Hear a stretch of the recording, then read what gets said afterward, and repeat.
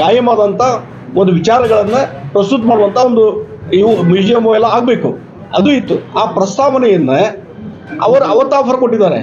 ಇವಾಗ 500 ಕೋಟಿನೋ 400 ಕೋಟಿನೋ ಈ project ready ಮಾಡಿ ನೀವು ಕಳಿಸ್ರಿ. ಕೇಂದ್ರ ಸರ್ಕಾರ 50% ತೊಗೊಂಬರ್ತೀವಿ, ನಾವು 50% ಕೊಡ್ತೀವಿ. ಕೇಂದ್ರ ಸರ್ಕಾರ ಮೋದಿಯವರ ಕರಿಬೇಕಾಯ್ತಲ್ಲ ಈ ಕಾರ್ಯಕ್ರಮಕ್ಕೆ. ಹಂಗಾದ್ರೆ ರಾಜ್ಯ ಸರ್ಕಾರದಲ್ಲ ಇದು ಕಾರ್ಯಕ್ರಮ ಮಾಡುವಂಥದ್ದು. ಬೇಡಪ್ಪ, ನೀವು ನಾವು ಮಾಡ್ಲಿಕ್ಕೆ ಆಗೋದಿಲ್ಲ, ನಮಗೆ ಕೇಂದ್ರ ಸರ್ಕಾರಕ್ಕೆ ಎಲ್ಲ ಪ್ರಸ್ತಾವನೆ ಕಳಿಸಿ, ಎಲ್ಲ ಜವಾಬ್ದಾರಿ ನೀವೇ ತೊಗೊಂಡ್ರೆ ಅಲ್ಲೇ ಮೋದಿಜಿಯವ್ರ ಕರ್ಕೊಂಡ್ಬಂದು ನಾವು ಮಾಡ್ತಿದ್ವಿ. ಹೀಗಾಗಿ ಇವರು ಯಾವುದೋ ಒಂದು ರಾಜ್ಯದಲ್ಲಿ ನಾವೇ ಹೋಗಿ ಸ್ವತಃ ಹೋಗಿ ಕಾರ್ಯಕ್ರಮ ಮಾಡ್ಲಿಕ್ಕೆ ಆಗೋದಿಲ್ಲ, ಅಲ್ಲಿ ಪ್ರಸ್ತಾವನೆ ಬರಬೇಕು.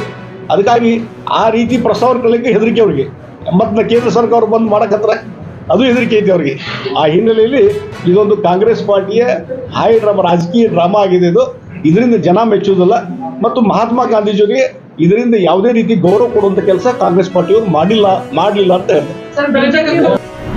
ನಾನು ದೇವರ ಮೇಲೆ ಭಕ್ತಿಯನ್ನು ಇಟ್ಕೊಂಡಿರ್ತ, ದೇಶದ ಎಲ್ಲ ದೇವಾನುದೇವತೆಗಳನ್ನು ನಾನು ನಂಬಿದಂಥ.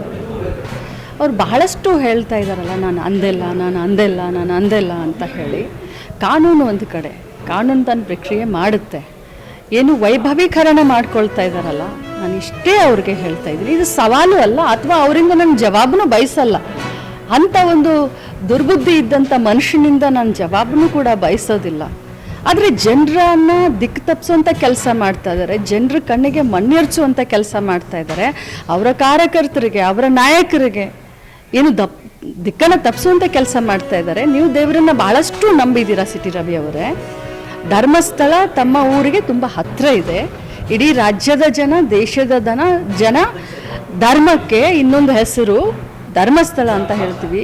ಮಂಜುನಾಥನ ಮೇಲೆ ನೀವು ಪ್ರಮಾಣ ಮಾಡಿ ಹೇಳಿ, ನೀವು ಕೂಡ ನಿಮ್ಮ ಧರ್ಮಪತ್ನಿಯನ್ನು ಕರ್ಕೊಂಡು ಬನ್ನಿ ಮಂಜುನಾಥನ ದೇವಸ್ಥಾನಕ್ಕೆ. ನಾನು ಕೂಡ ನನ್ನ ಕುಟುಂಬವನ್ನು ಕರ್ಕೊಂಡು ಅಲ್ಲಿ ಬರ್ತೀನಿ. ಇದು ನೈತಿಕತೆಯ ಪ್ರಶ್ನೆಯನ್ನು ಎತ್ತಿದ್ದೀರಾ ನೀವು. ನಿಮಗೆ ನೈತಿಕತೆ ಇದ್ದರೆ ಖಂಡಿತವಾಗ್ಲೂ ನೀವು ಅಲ್ಲಿ ಬನ್ನಿ. ಇದು ನಿಮಗೆ ನಾನು ಚಾಲೆಂಜ್ ಮಾಡ್ತಾ ಇಲ್ಲ, ಆದರೆ ಜನರ ಎದುರುಗಡೆ, ಯಾಕಂದರೆ ನೀವು ದೇವರನ್ನ ಬಹಳಷ್ಟು ನಂಬಿದ್ದೀರಾ, ದತ್ತಮಾಲೆಯನ್ನು ಹಾಕಿದ್ದೀರಾ, ದತ್ತಪೀಠಕ್ಕೆ ಹೋಗ್ತೀರಾ, ಬಾಯಿ ತೆಗೆದ್ರೆ ರಾಮನ ಹೆಸರನ್ನು ಹೇಳ್ತೀರಾ. ಅದಕ್ಕೆ ತಾವು ಬನ್ನಿ ಧರ್ಮಸ್ಥಳಕ್ಕೆ ಅಂತ ಕರೀತಾರೆ.